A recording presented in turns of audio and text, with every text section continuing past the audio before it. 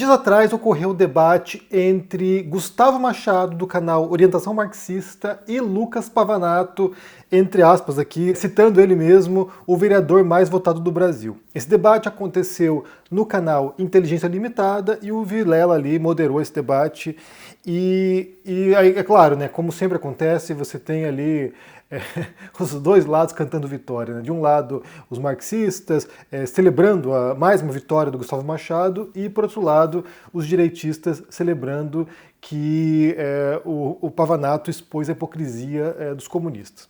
E aí eu quero pensar algumas coisas sobre esse debate, né? É um debate de 2 horas, quase 3 horas de duração, então um debate que tem vários tópicos que surgiram ali, embora não sejam coisas novas, né? O Gustavo Machado tem feito uma série de debates nos últimos meses, e ele tem ido principalmente no Redcast, mas ele tem feito vários debates ali, e o teor do que ele diz ali não varia tanto assim de debate para debate, até porque é um tópico que ele trabalha, e os conceitos não vão alterar de acordo com o debate. Então ele tem ali reforçado certos pontos que ele já tem dito anteriormente, tanto no canal dele quanto nesses debates prévios, né? E aí o Pavanato vem ali com uma posição que ele diz que não é nem conservadora, nem liberal, que é cristã. O que me parece bizarro, né? A não ser que ele esteja defendendo uma teocracia, né? Então, assim, um regime no qual, sei lá, algum tipo de sacerdote cristão governe. Mas o debate ele se deu basicamente nessa disputa, né? Entre uma visão comunista, uma visão de uma sociedade socialista com a transição, né? Bem, aquele modelo que a gente sabe que é proposto pelos marxistas, e por outro lado você tem lá o cristão, que ele acaba depois, ao longo do debate, dizendo que ele é conservador e liberal ao mesmo tempo, esse cristão criticando os horrores do comunismo e defendendo as maravilhas do capitalismo.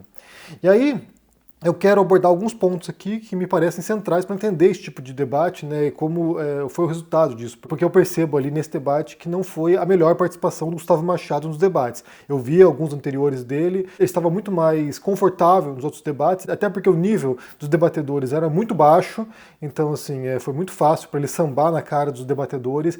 O Pavanato não é um intelectual, não é alguém com grande conhecimento de história, não é alguém, sabe, com conhecimento refinado do que são esses processos, mas ele era alguém histérico, então assim, ele acabou meio que, nesse embate ali, ele acabou meio que se impondo pela força sobre o Gustavo Machado, e aí pode passar a impressão de quem está vendo de fora, né, não está ouvindo os argumentos, passa a impressão de que ele estava dominando o debate, embora a calma do Gustavo Machado seja um ponto muito a favor para ele, e aí demonstra um certo controle, né, um grande autocontrole dele, de modo que ele não entrou nas armadilhas do Pavanato. Antes de entrarmos nas questões desse debate, eu preciso fazer aqui algumas ressalvas, algumas observações sobre isso, até porque esses dias aqui estava o caos aqui em casa, né, porque, como eu falei no vídeo passado, foi semana de provas no mestrado, então o negócio foi caótico aqui, assim, tá sério? Tipo, eu tive que ler nos últimos dias, desde quinta até agora, eu tive que ler 1.400 páginas de conteúdo, e não estou exagerando, não, que exagero, não é exagero não, realmente, foi um pouco mais do que isso, inclusive,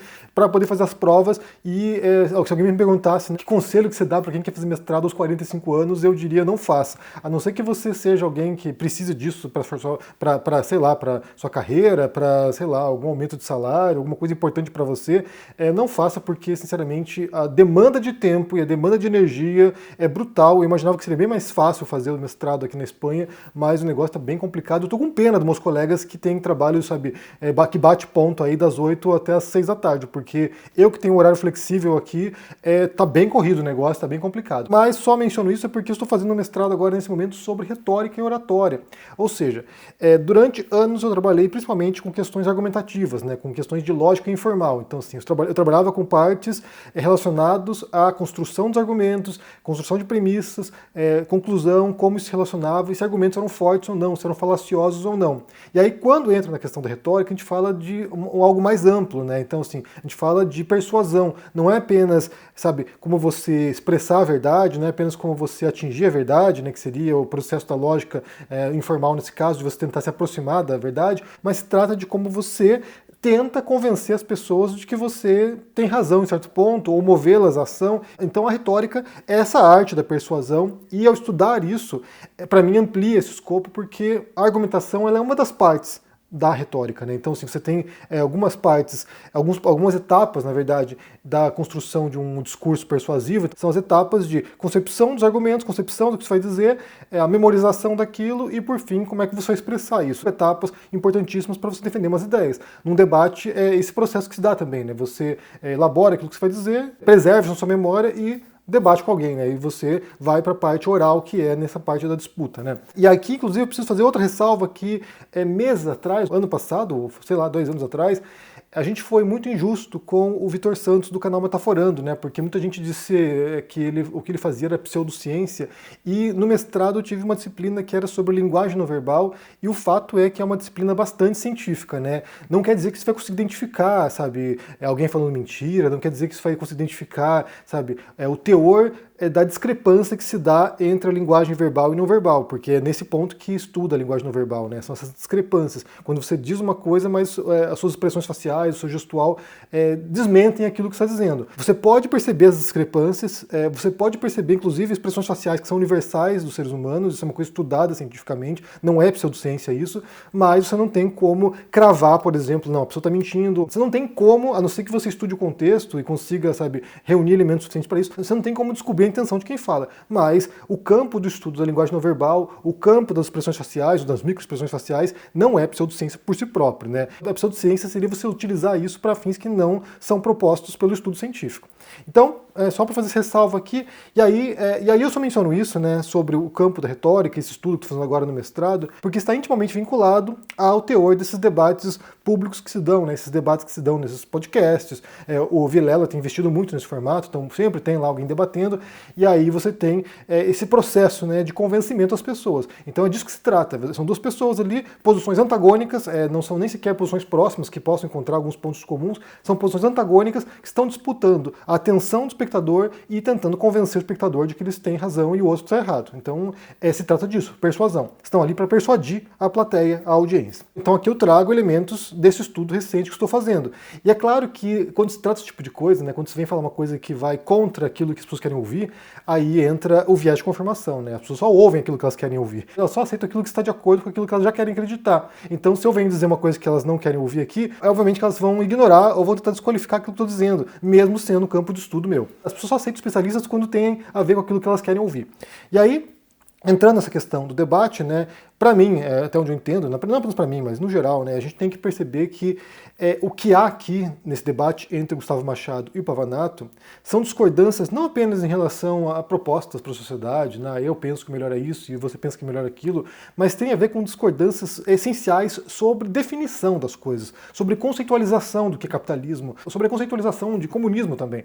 Então, eu entenderia que nesse tipo de debate, a primeira coisa que deveria ser feita, né, o primeiro passo para você tentar extrair algum tipo de algo produtivo nesse tipo de interação, seria que os dois sentassem ali. A primeira coisa é tentarem estabelecer o que a gente tem em comum.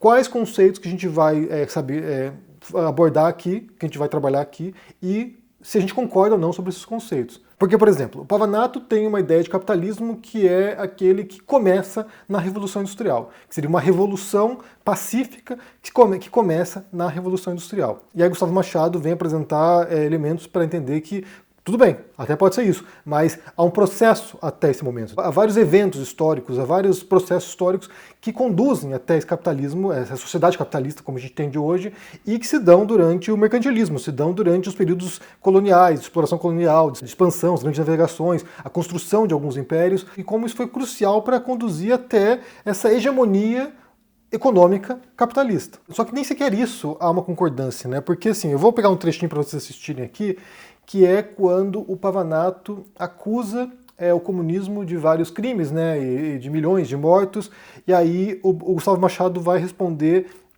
falando dos crimes do capitalismo, né? Vamos ouvir juntos aqui.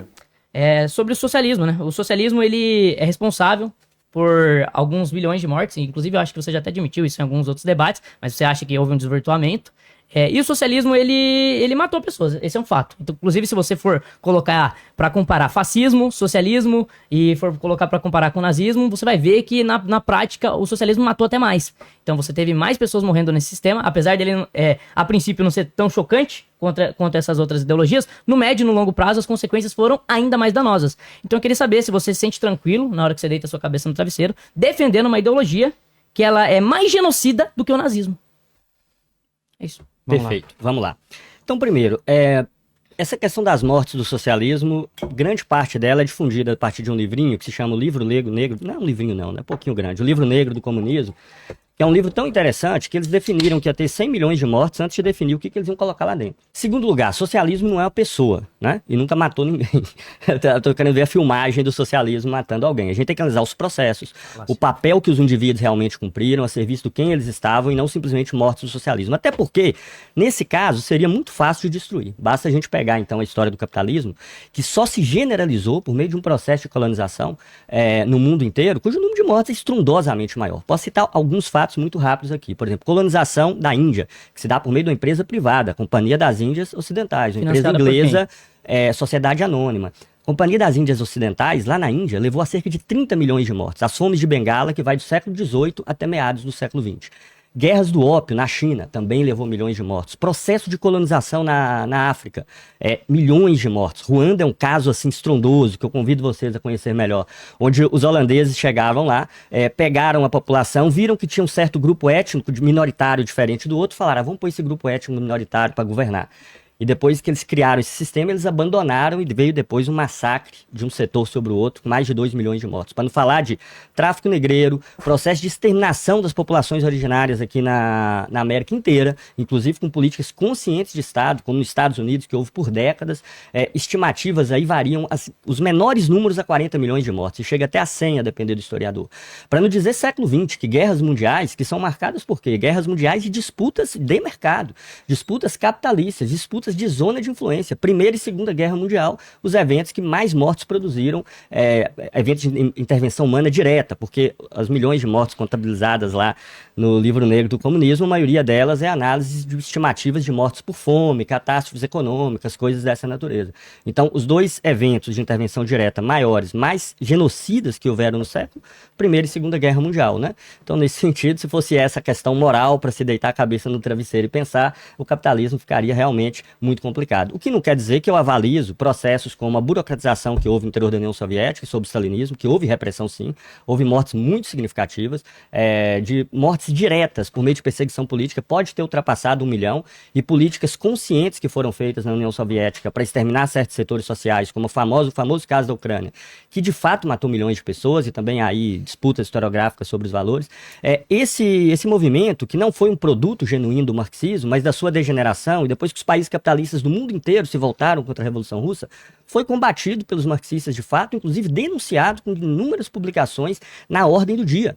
Por exemplo, o massacre na Ucrânia. Os livros do Trotsky não só denunciam o massacre na Ucrânia, como já detalha lá em meados dos anos 30, quando estava acontecendo, o número de mortes, o que significava e etc.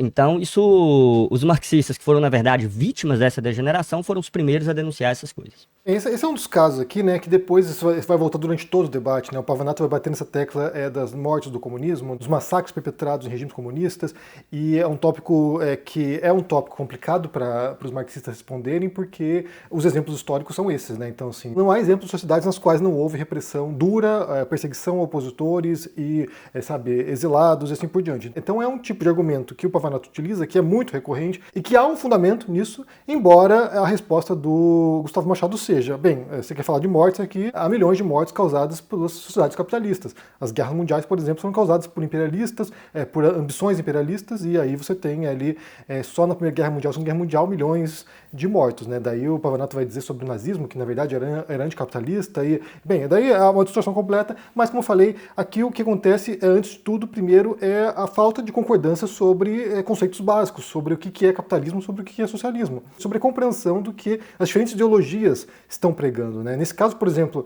da ideologia socialista, nem sequer a Hannah Arendt, que nas origens do totalitarismo faz críticas severas ao stalinismo, nem sequer ela equivale às duas ideologias, né? O nazismo e o socialismo. Ela diz que são coisas distintas. Os objetivos são muito distintos. Então, assim, embora os resultados tenham sido sociedades autoritárias, mas o socialismo não prega isso. E entra na questão do capitalismo também. O que é capitalismo, né? E aí, para isso, eu quero só citar aqui um trechinho desse livro aqui, que eu já mencionei anteriormente, que é The Relentless Revolution, A History of Capitalism, da Joyce Appleby, que seria A Revolução Incansável, uma história do capitalismo. E aí a gente entra aqui na página 6, logo no começo do livro, sobre uma definição do capitalismo. O que é capitalismo para os autores que trabalham com esses tópicos, e a Joyce Appleby não é marxista. Então, assim, vamos começar com uma autora que não é nem comunista nem socialista. Ela diz o seguinte aqui, olha.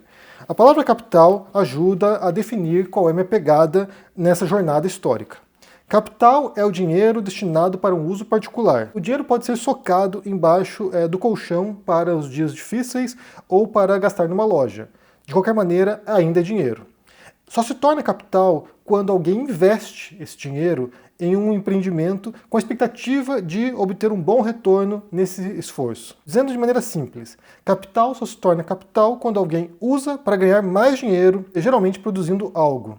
Então, assim, essa é a definição de capital. Não existia capitalismo na sociedade, na Mesopotâmia, na Grécia Antiga, não existia isso. E a palavra capitalismo, né, de acordo com os autores, só vai ser utilizada para designar esse momento histórico quando você tem sociedades que são calcadas no acúmulo de capital, que é o estudo que o Marx faz, né? Quando o Marx escreve Capital, ele está estudando o que foi essa transição de sociedades que não tinham esse fundamento para sociedades fundamentadas no acúmulo de capital, que é o que a gente vive hoje, né? Então, assim, há 2, 3 séculos quase, a gente vive sociedades que são capitalistas. E é claro que nesse sentido a gente pode pensar que muito do que se deu anteriormente, o mercantilismo, por exemplo, as expansões coloniais, elas são as precursoras do que vai acontecer depois no capitalismo. E é claro também que a gente pode imaginar que tem milhões de mortos com base nisso, né, de exploração, por exemplo, lá a exploração do Congo, né, pela Bélgica, que foi um processo brutal, devastador de exploração colonial. Isso já na era moderna, né? Não foi no 1500, foi século XIX.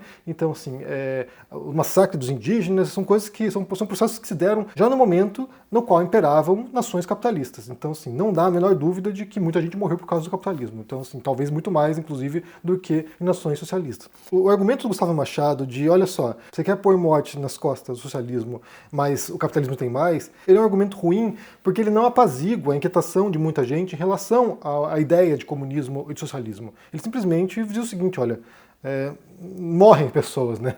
Você tem aí, em diferentes momentos históricos, diferentes tipos de regimes, de sistemas, e as pessoas morrem por causa disso, né? Morrem de fome, morrem de, por causa de guerras, então, assim, é algo que vai acontecer. Então, como eu falei, isso não apazigua. E a gente tem que pensar nesse caso que é, sim, o calcanhar de Aquiles dos movimentos comunistas, né? Você tem regimes que foram brutais, e aí não tem como negar isso. O fato de você tentar relativizar isso só piora a percepção das pessoas sobre o que foram esses processos. Porque uma coisa é dizer o seguinte, olha, a ideia não é essa, a ideia original não é essa. Marx nunca pregou uma sociedade que seja antidemocrática, que seja autoritária, que seja repressiva, ele nunca pregou isso aqui. O que aconteceu ali foi, consequências de fatores históricos específicos, da ganância humana, da ambição humana pelo poder, e distorceu completamente o que se deu. Basta pensar, inclusive, na Revolução Francesa, né, que foi uma revolução burguesa, e aí as consequências da Revolução Francesa foram centenas de milhares de mortos. Igualdade, liberdade e fraternidade. Pareceria muito bonito, na prática teve consequências devastadoras. Inclusive líderes revolucionários que foram mortos pela própria Revolução porque foram considerados contra-revolucionários. Então, assim, a gente sabe que muitas ideias que são boas, cristianismo, né, o Pavanato diz cristão ali, muitas ideias que são boas, na teoria, na prática, são mal aplicadas. O cristianismo matou muita gente pelo mundo, né? A Inquisição, a caça aos hereges, a caça às bruxas, ou seja, foi algo que utilizou uma mensagem de amor, de tolerância, de respeito ao outro para perseguir religiões diferentes, para perseguir hereges. Então, assim, a gente sabe como isso é feito historicamente, a gente sabe como, em muitos momentos, boas ideias se transformam em catástrofes, né? E o cristianismo é um exemplo disso. Em muitos momentos, o cristianismo foi usado como arma de perseguição. Então, entender que uma boa ideia pode ser desvirtuada não é dos melhores argumentos, mas é muito melhor do que você relativizar o tal socialismo real que cometeu crimes bárbaros. O Gustavo Machado não relativiza, nos seus vídeos, pelo menos que eu assisti já, ele não passa pano para processos históricos socialistas, ele não faz isso, mas nesse debate aqui ele tentou escapar disso e acabou ficando esquisito. Em certo sentido, acabou legitimando aquilo que o Pavanato estava criticando. Mas no teor geral do debate, a impressão que dava, né, era uma disparidade muito grande. De um lado, você tinha lá um cara ensinando as coisas para as pessoas, né, que foi o caso do Gustavo Machado,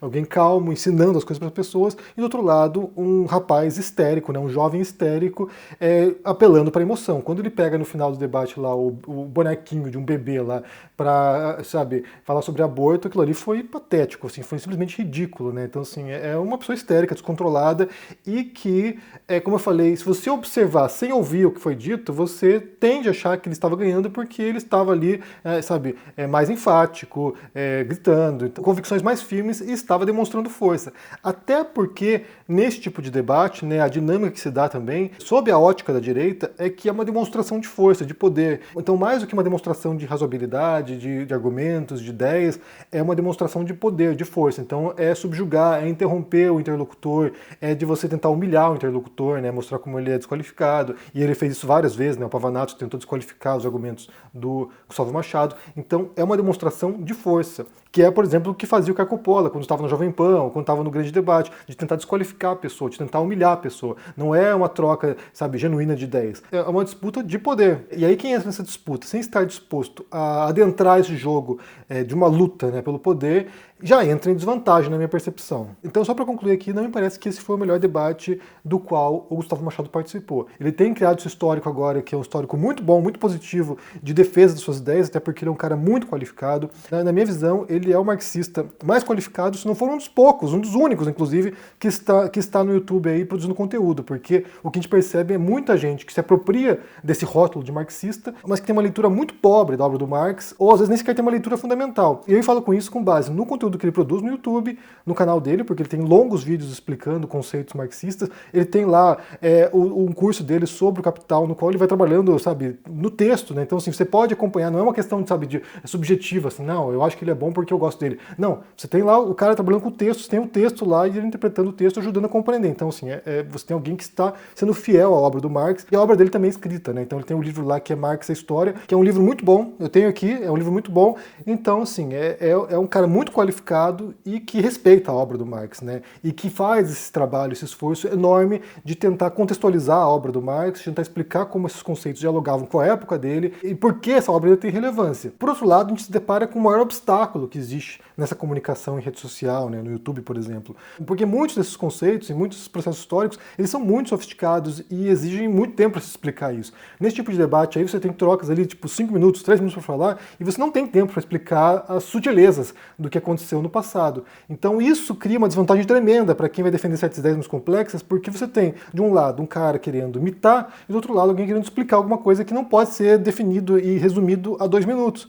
E aí a esquerda tem essa dificuldade tremenda, né? Porque você tem lá um cara que faz um meme, lá um bolsonarista faz um meme, e daí você leva 20 minutos para explicar porque aquele meme ali distorce a percepção da realidade. E aí as pessoas não têm tempo para isso muitas vezes, né? Você não tem tempo para sentar aqui e ouvir alguém falando por 1 hora, 3 horas, né? Num debate como esse. Você tem lá o tempo para um corte de 2 minutos e você vai tirar sua percepção a partir daqueles 2 minutos.